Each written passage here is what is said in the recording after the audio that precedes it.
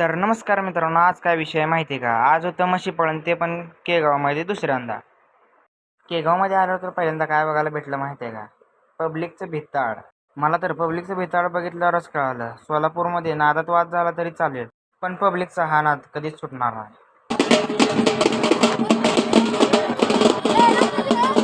बघा, आत्ताच म्हणलो होतो का नाही, माणसाला नाद पाहिजे हो. तेवढ्यात आपले बालाजी भैया दिसले.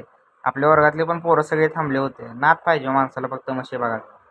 ब्लॉग काढता काढता मध्येच कडक एक सिनेमॅटिक व्हिडिओ शूट केला. Ay, arremángala, repújala, arremángala, repújala, arremángala, repújala, arremángala, repújala, arremángala,